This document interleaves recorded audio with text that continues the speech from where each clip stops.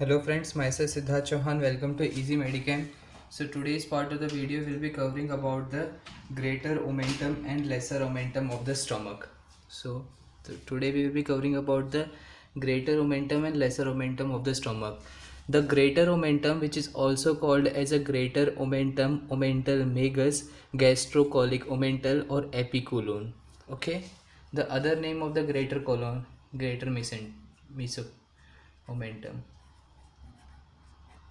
First we will be covering about the greater omentum.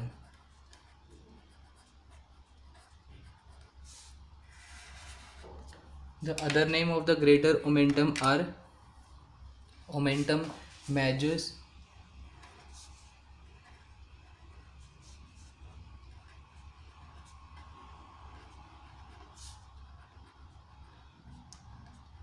omentum majus. Second one is the gastrocolic omentum, gastrocolic omentum, or it can also be called as a epipulon.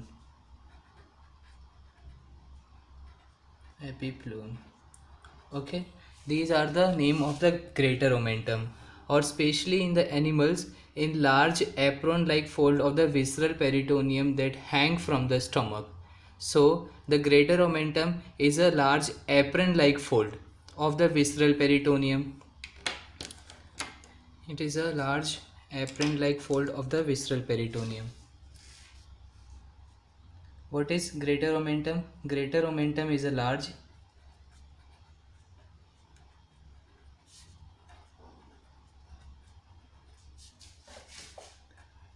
greater omentum is a large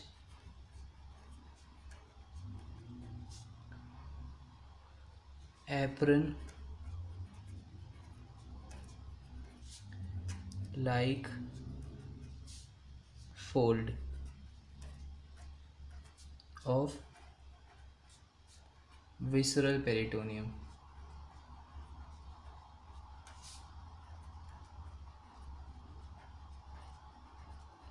Okay, that hang down from the stomach.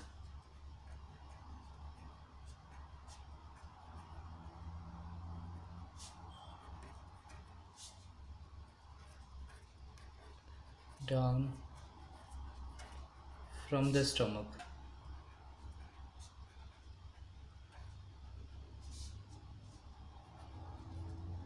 Okay, this is a large apron like fold of the visceral peritoneum.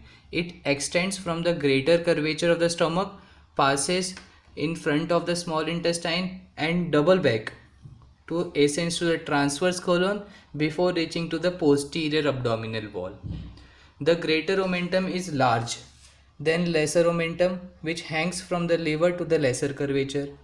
The common anatomical term epipolic derives from the epiplume, from the Greek epiplene, meaning to float on, sail on. Since the greater omentum appears to float on the surface of the intestine, it is the first structure observed when the abdominal cavity is opened anteriorly. Okay. The greater omentum is the larger of the two peritoneum fold. It consists of the double sheet of peritoneum folded on itself so that it has 4 layers. The 2 layers of the greater omentum descends from the greater curvature of the stomach and beginning of the duodenum. They passes in front of the small intestine, sometimes as low as the pelvis, before turning on themselves and ascends as far as the transverse colon, where they separates and encloses the part of the intestine. These individual layers are easily seen in the young, but in adults they are more or less inseparably blended. The left border of the greater omentum is continuous with the greater splenic ligament. Its right border extends as far as the beginning of the duodenum. The greater omentum is usually thin and has a perforated appearance. So, the greater omentum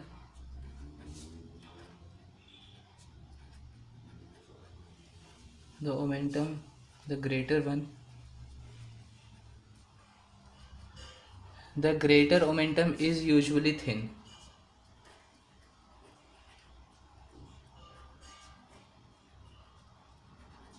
and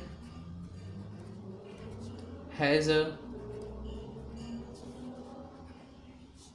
perforated appearance.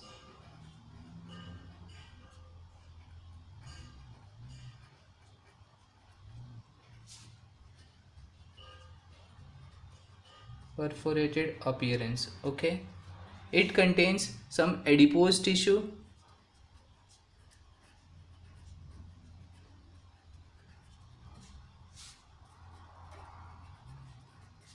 some adipose tissue which can accumulate considerably in obese person, which can accumulate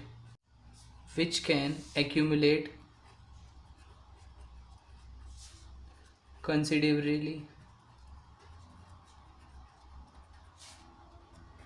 in obese person.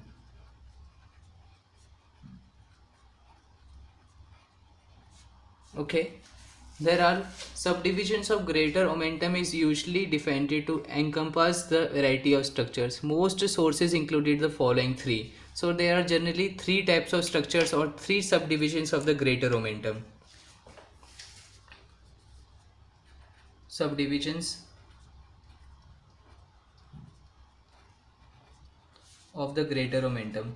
The first one is the so we have to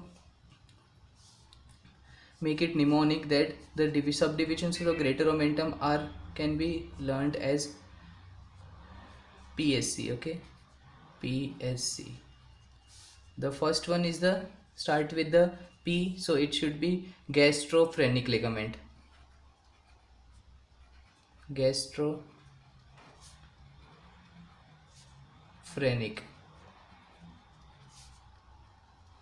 ligament. Okay, the second one is the gastrosplenic ligament.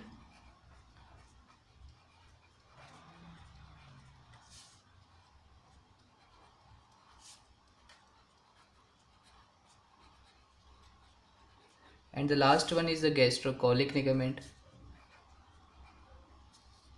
Gastrocolic ligament. So these are the subdivisions of the greater omentum. The gastrophrenic ligament extends to the gastrophrenic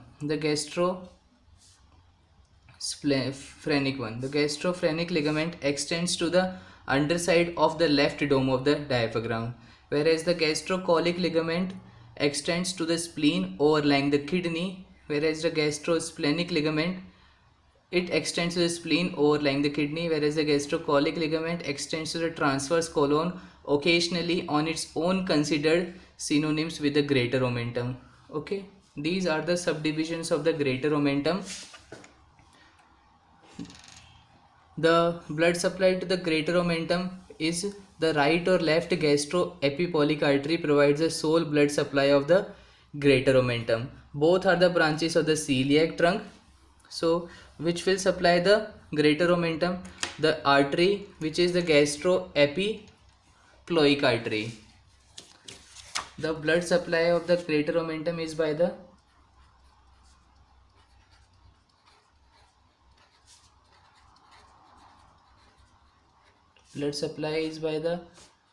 right and left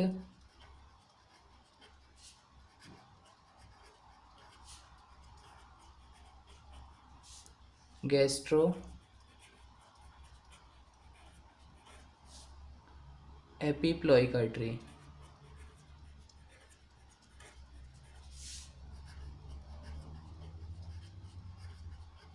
Which provides the sole blood supply to the greater omentum. Both are the branches of the celiac trunk. So this is the branch of the celiac trunk. The right gastroepiploic artery is a branch of the gastroduodenal artery, which is a branch of the common hepatic artery, which is a branch of the celiac trunk.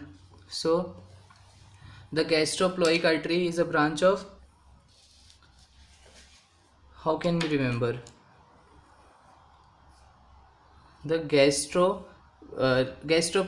epiploic artery is a branch of the gastroduodenal artery, which is a branch of the common hepatic artery and which is a branch of the celiac trunk.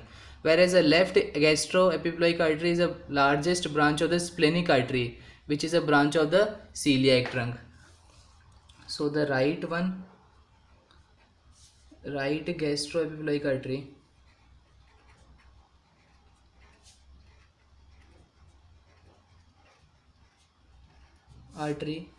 it is a branch of gastroduodenal artery.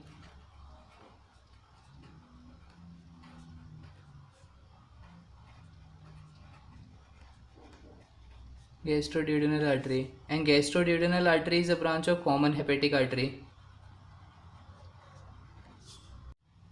It is a branch of the common hepatic artery,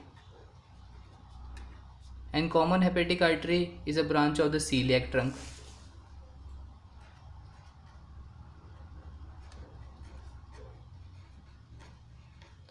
But when it comes to the left gastroepiploic artery, gastroepiploic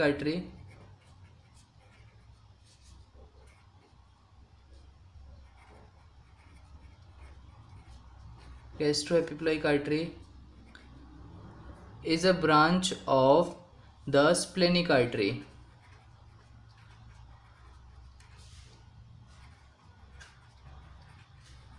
Okay, whereas the splenic artery is a branch of the celiac trunk.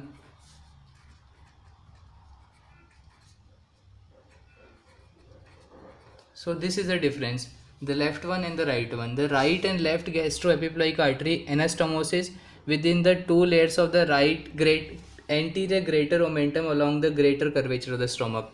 So these two epiploic arteries, which will supply to the greater omentum, they both will anastomosis with each other.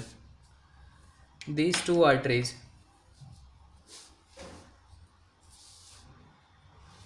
the right epiploic artery and the left gastroepiploic artery. Okay, the right gastroepiploic artery, and this one is the left gastroepiploic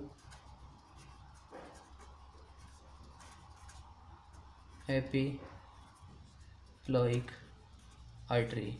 These two arteries will anastomosis with each other. Where does it anastomosis? They both will anastomose within the two layers of the anterior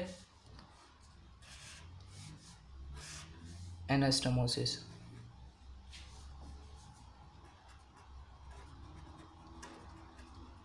With each other at the anterior greater omentum along the greater curvature. At the anterior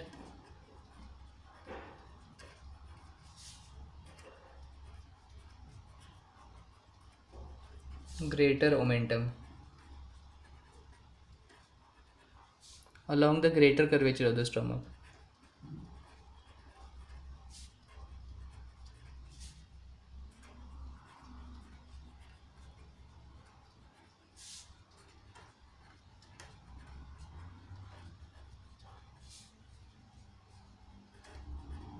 Of the stomach.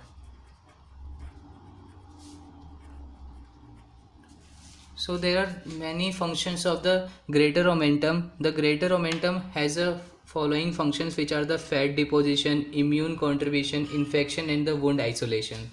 So the functions of the greater omentum are: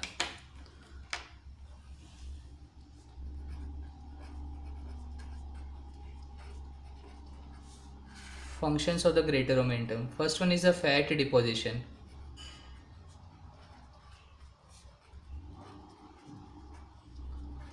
Okay, the fatty deposition having varying amount of the adipose tissue.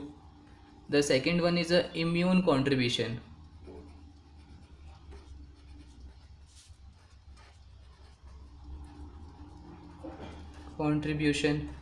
Which is having a milky spots of the macrophages collection. The third one is the infection and the wound isolation. Infection and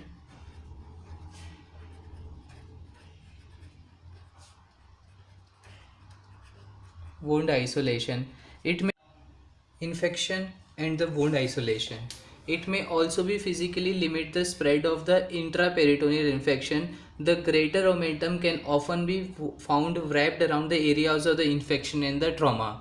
So these is all about the greater omentum. Let's start about the lesser omentum. Okay, the lesser omentum.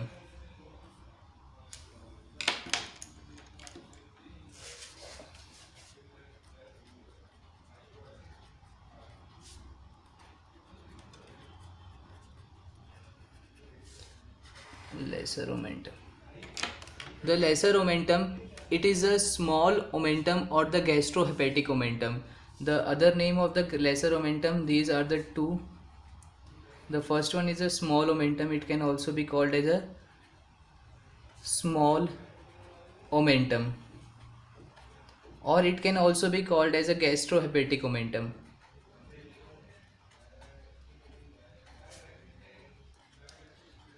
Gastrohepatic omentum. It is a double layer of the peritoneum that extends from the liver to the lesser curvature of the stomach, which is a gastro-hepatogastric ligaments, and the first part of the duodenum, which is a hepatoduodenal ligament.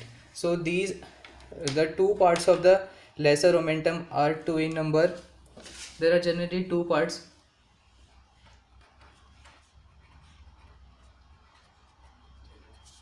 Of lesser omentum.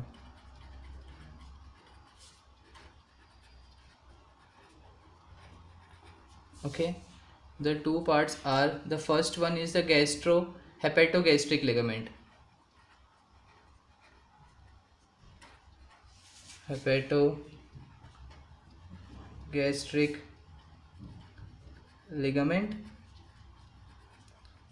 and the second one is the hepatoduodenal ligament.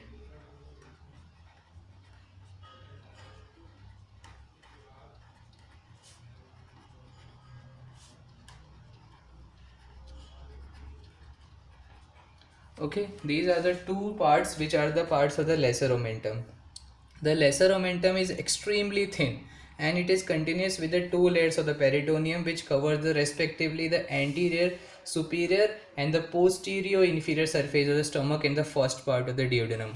When these two layers reaches the lesser curvature of the stomach and upper border of the duodenum, okay, they join together and ascends the double folds of the porta hepatis. To the left and to the left of the porta, the fold is attached to the bottom of the fossa of the ductus venosus, along which it's carried to the diaphragm, where the two layers of the separates to embrace the end of the esophagus. At the right border of the lesser omentum, the two layers are continuous and forms a free margin which constitute the anterior boundary of the omental foramen. Anatomically, there are two divisions of the lesser omentum. These are the gastro-hepatogastric one and the hepatoduodenal one. The hepatoduodenal ligament portion connects to the duodenum, whereas the hepatogastric ligament, the portion connecting the lesser curvature of the stomach. Okay, in some cases the following ligaments are considered as a part of the lesser omentum. These are the gastrophrenic one, gastroesophageal one and the gastrocolic one. But generally these are not the part of the divisions of the lesser omentum. Generally we are having only the two parts, which are the gastro-hepatogastric ligament and the hepatoduodenal ligament.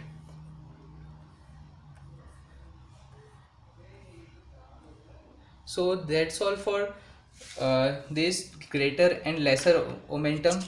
If I'll draw the rough diagram of the stomach and the positions of these omentum here.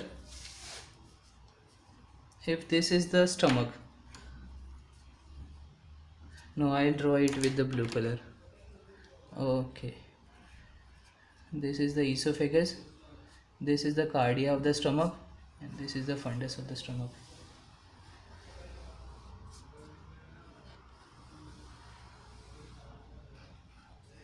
This is the cardia of the, this is the esophagus, cardia of the stomach, fundus of the stomach, body of the stomach, pylorus of the stomach, and this is the duodenum of the stomach.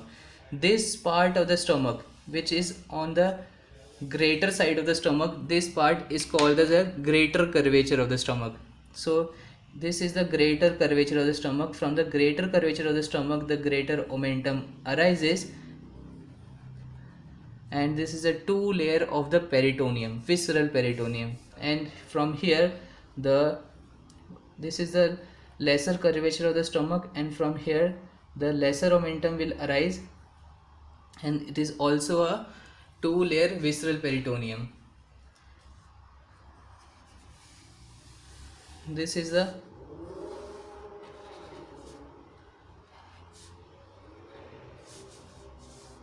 this one. This is the greater omentum. This is the greater omentum, and this part is the lesser omentum.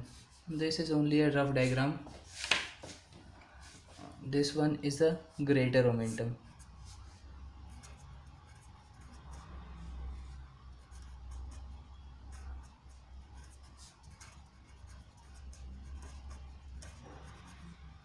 And this one is the lesser omentum.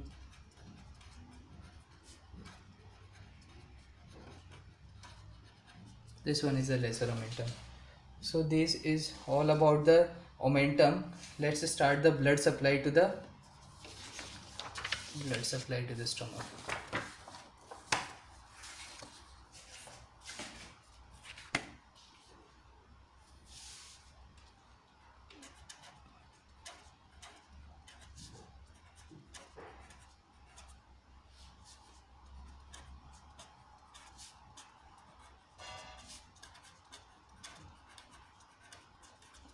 Blood supply to the stomach.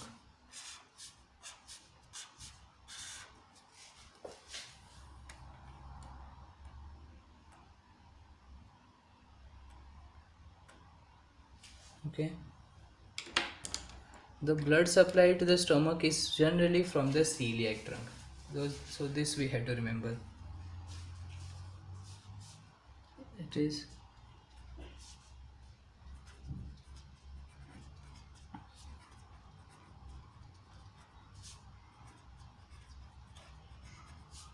from the celiac trunk. I will draw the stomach, the diagram of the stomach with this color and label with the black one. Okay. This is the esophagus.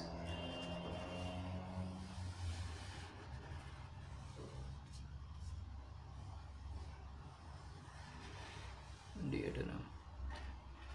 So how it's nice one. This is the cardia of the stomach. This is the fundus of the stomach. This is the body of the stomach. This is the pylorus of the stomach. This one is the esophagus, and this is the duodenum. Okay. The stomach will gain its arterial supply from the celiac trunk. Okay. Celiac trunk. If this is the abdominal aorta, this is the abdominal aorta. From the abdominal aorta, the celiac trunk will arise. The celiac trunk will arise from here, and this celiac trunk will give its three branches. The first one is the left gastric artery. This is the left gastric artery. It will turns to the lesser curvature, and here it's waiting for something, somewhat. It's waiting for some artery to come here to anastomosis. This is the left gastric artery. The second branch of the celiac trunk is the splenic artery. The splenic artery will go towards the stomach, and to the back side of the stomach it's passing here. It's passing here and will comes from this side. The splenic artery This splenic artery, when it reaches to the greater curvature of the stomach, it's divided into two parts. The first part will go to the towards the fundus part of the stomach, and it will supply here. This part is the short gastric artery, and this splenic artery will go to the spleen. And the second branch of the splenic artery is the left goa. First we have to remember this. The left goa is the mnemonic. Left gastro-omental artery, isn't it? The second branch. It will supply to the remaining part of the greater omentum. And this artery, which is the left goa, is waiting here to come to anastomosis with the another artery. This is the left goa. I will be labeling these arteries afterwards. This is all about the splenic artery, and this splenic artery will go to the spleen and supply the arterial blood supply to the spleen, isn't it? The third branch of the celiac trunk is the common hepatic artery. The common hepatic artery will runs here, and this common hepatic artery will divide into two branches. This one is the right gastric artery, hepatic artery proper, and gastroduodenal artery. It will give rise to the three arteries. We had to remember this one. This is the common hepatic artery. It will divide into three parts: the first one, the second one, and the third one. The third one is the right gastric artery. It will supply the remaining portion of the lesser curvature of the stomach, and thus it will anastomosis with the left gastric artery, which is a direct branch of the celiac trunk. The left gastric artery is a direct branch of the celiac trunk, whereas the right gastric artery is a branch of the common hepatic artery. Okay. The next part is the gastroduodenal artery. This gastroduodenal artery will supply to the duodenum here. The next part is the hepatic artery proper. This hepatic artery proper will go to the liver, isn't it? The gastroduodenal artery, which is a branch of the hepatic artery, this gastroduodenal artery will divide into two parts. When it is coming from outside here, it will divide into two parts. The first part is here, which will supply to the remaining portion of the greater curvature of the stomach, and this part is the right goa, which will anastomosis with the left goa, which is a left gastromental artery, which is a branch of the splenic artery. But the right goa, which is a right gastromental artery, it is a branch of the gastroduodenal artery. The next branch of the gastroduodenal artery is a superior pancreatoduodenal artery. So this is the supply of the arterial supply of the stomach. So this part is the abdominal aorta.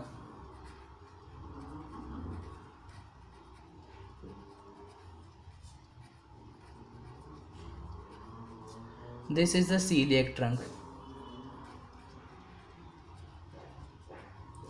This one is the left gastric artery.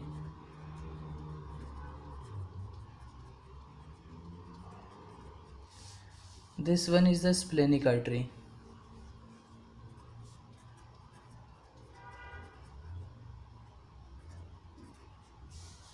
This one is the short gastric artery.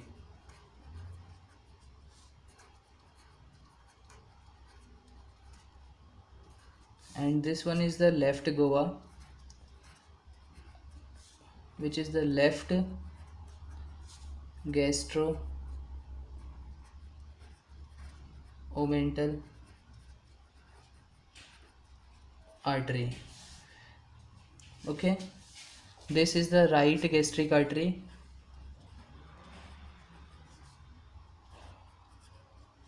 Right gastric artery.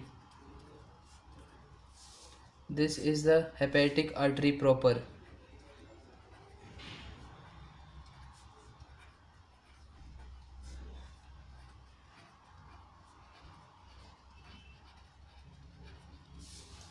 This is the gastroduodenal artery.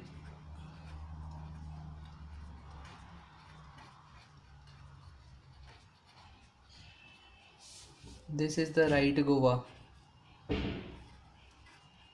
just mnemonic. And this is the right gastromental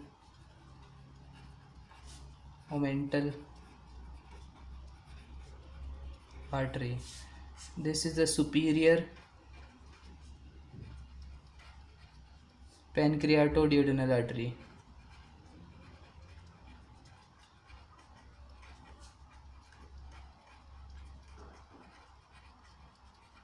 Okay, so that's all for the blood supply of the stomach. From this, the anatomy of the stomach is completed. So that's all for today's part of the video. So guys, do like, share and subscribe my channel and press bell icon for more notification. And please guys, do comments also. Thank you.